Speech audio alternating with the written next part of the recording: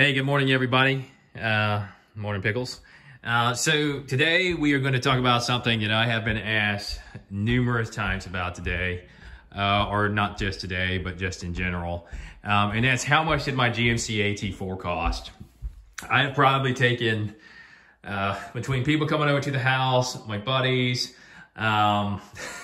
just friends in general, I have probably been asked this probably, I don't know, at least 20 times at this point. So I think it would be good to do a video. And I know that sometimes people think that it's taboo to talk about money. Honestly, I really don't give a shit. You know, I think it's good to inform all of my fellow YouTubers out there. This is a popular truck. A lot of people are looking to get into these. And as a guy who's in and out of cars as much as I am, I think it's good to be able to tell people this stuff so number one, they don't get ripped off, and then number two, so that they can do the same things also. You know, up here in the north, so what I'm gonna do, I guess, let me back up here. I'm gonna walk you guys through what it would have cost as a buy, and then what it would have cost as a lease. And I lease this truck. Obviously you can see the snow out here, and you could have seen all the salt in the road and everything, but the salt's pretty rough on everything up here. You know, I'm from Georgia. Most people buy stuff down there in the South, you know, even in North Carolina when we live there, you know, I typically would buy a vehicle. But the salt's so bad up here, and it's not as bad as like upstate New York. It really just doesn't make sense to buy up here because, you know, after 6 years, you get a truck that's rusting. You know, a truck like this, you know, sticker price on it's almost 60 grand. So why would you spend that kind of money, you know, pay $600 to $900 a month on a pickup truck and then be done with it, and you have a rust bucket that's worth, you know, 5, maybe 10 grand. Doesn't make a lot of sense to me. You know, judge me if you want to for leasing this truck. I don't care because I could have bought it. You know, I make decisions based off of, you know, what I think, and I think for being 34 years old, I've done humbly fairly decent for myself. So, you know, on to the video. So this is my 2021 GMC AT4. This is I'd say it's a mid-level trim.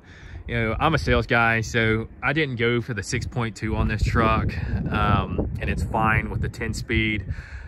You know, tow rating on it's like 9,000 pounds. I'll never tow anything over probably like 7. I'm not gonna walk through the mud. It's got pretty much everything you could want on it. The only thing it doesn't have on it, it doesn't have the heads-up display, which I think is part of a package, and a sunroof. And obviously the 6.2, and then I think it doesn't have the camera that's in the rearview mirror. Of course, I locked it. But you know, other than that, it's got heated, cool seats. It's got leather bucket seats. It's got a bench seat in it. Sticker on the truck was right at $59,000. It's got the multi-pro tailgate. All this stuff is pretty standard.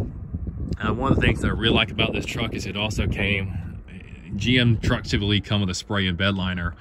At least the AT4 did. It's got the Rancho shocks. It's got the leveling kit on it. It's everything I dreamed of wanting on it. You know, minus maybe the 6.2, but you know, I could give or take it. Now that 10-speed, it's almost like driving a semi truck. You know, it shifts so often. I imagine, and I'm going to go in here what's a little bit cooler, is that it doesn't really affect anything. It gets pretty good gas mileage. So I think right now I'm averaging on the highway, it's about 18 to 20 on the highway. Now, mind you, the truck's only got 1,000 miles on it, the motor's still tight.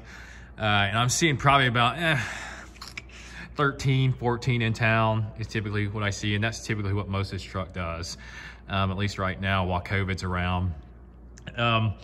You know, so I'll cut right to the chase. I picked this truck up, and I'll walk inside real quick and I'll get the card. I picked this truck up in Quakertown, Pennsylvania. I obviously live in Pennsylvania, and I'm gonna give this guy's card out, and seems like a pretty good dude to me to work with. So his name is Eric German. And he works at Star Buick GMC in Quakertown. And that's where I got this truck. So you guys want a truck like it, go to him. I was in and out 2 hours. That's how I like to buy them. I have no reason to sit. and talk to these folks for 2 hours, take up their time, and I think that they appreciate it too, that I'm in and out so quickly. Guys, I've probably bought, and I'm not ashamed to say it, probably at least, 20 dealership cars over the years. So I'm pretty well versed. So the biggest thing that I get that will differentiate from everybody else is, number one, my wife. She can get supplier pricing, and then I can also get it through another contact as well. So typically the way supplier pricing works, at least on a buy, is that you get the available rebates, and then you typically get the supplier discount on top of that, okay? So you should not buy one of these trucks used. I will tell you that right now. If you can get supplier pricing on it and you can get the incentives dialed up right, do not go and buy a used one of these. The used trucks are more than the new trucks are. And I have a bunch of people probably rolling their eyes right now. But this truck, $59,000, if you were only able to get the standard rebates, okay, it makes sense. You'd have been about $54,000, $55,000 before tax, tag, and title.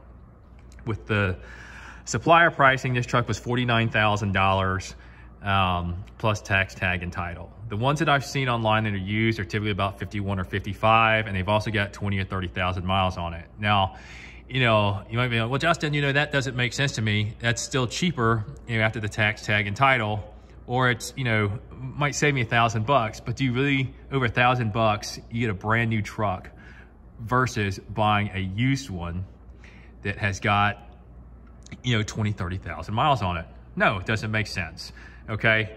So typically right now, I would say, I would probably hold off if you're gonna buy one and you can get the supplier pricing. I would probably hold off until the spring. See if this chip thing lifts, and just, maybe that might be a good play if you're gonna buy it and you're down south.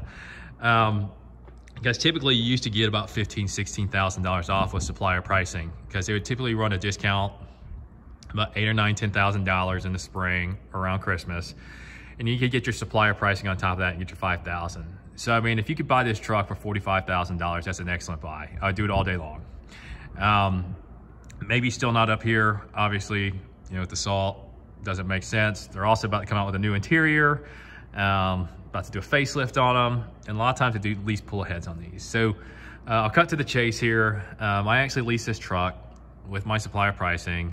It was $1,000 down. I think it's 39 months, 15,000 miles a year, and the note on it is $573 a month, which I think is a great deal.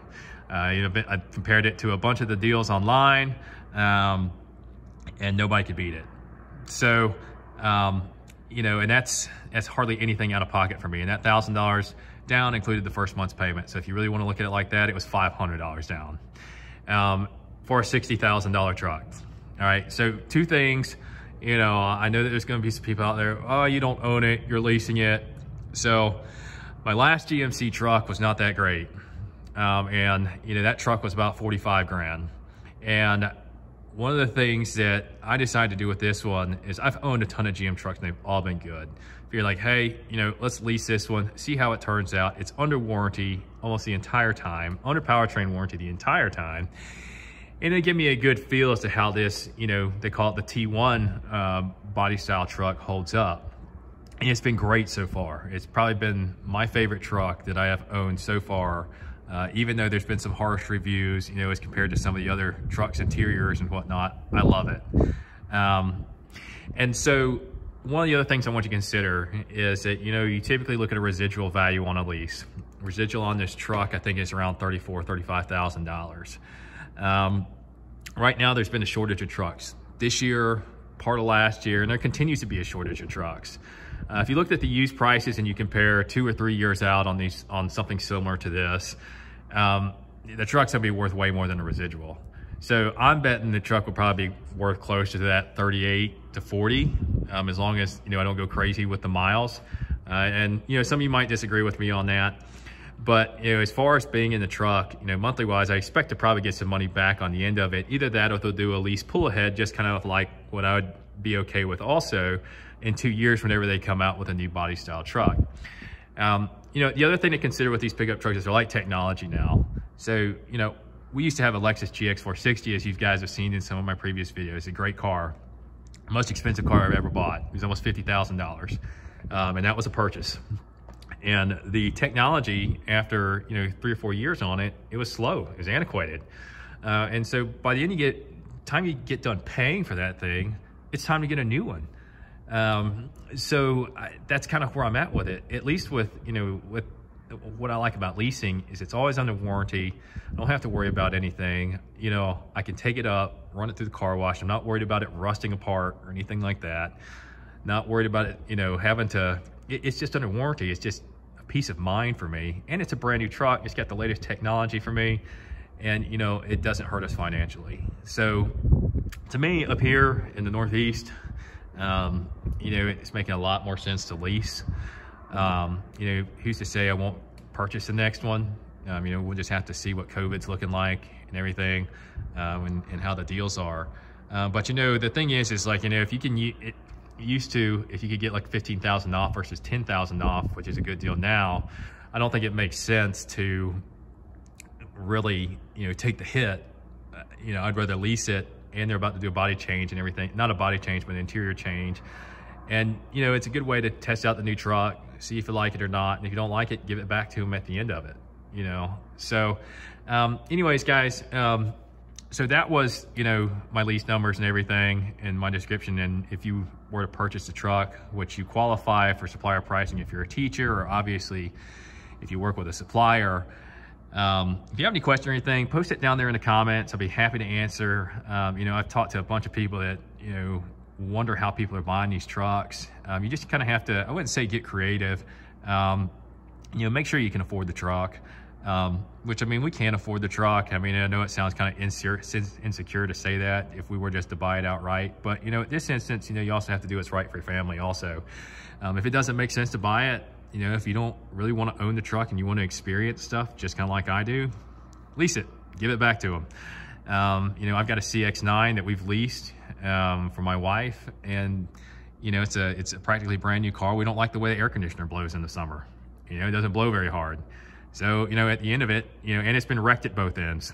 So as long as you have these leases fixed by somebody or the dealership, you just give them back to them at the end. Do you really want to own something that's been wrecked at both sides, purchase or not? No, I don't. Do you really want to own something that you found out that the air conditioner is just normal, that it doesn't blow that hard? No, I don't. So that way, we can take these cars and you can trade them in, or give them back on the lease, and you can go and get something else. Leasing really gets a bad name, I think, from the early 80s and late 90s. There's a lot of stuff going on there, moving residual values, high mileage overcharges, and so on and so forth. And there's a lot of protections out there that a lot of these dealerships are offering now to protect you against that. Most of the time, with little blemishes, and then if you start to get to where you're getting over your mileage and you're 3 months out from turning it in, a lot of times these dealers will work with you to get you back in another lease. And I know some people are big on having paid for cars and stuff like that. And hey, there's nothing wrong with a paid for car. But that's just not what I prefer. When I was growing up, we drove around in old cars all the time, and that's not what I'm gonna do. I've paid my dues doing it, not gonna do it anymore. But anyways, guys, like and subscribe. Let me know if you have any questions, and look forward to chatting with y'all later.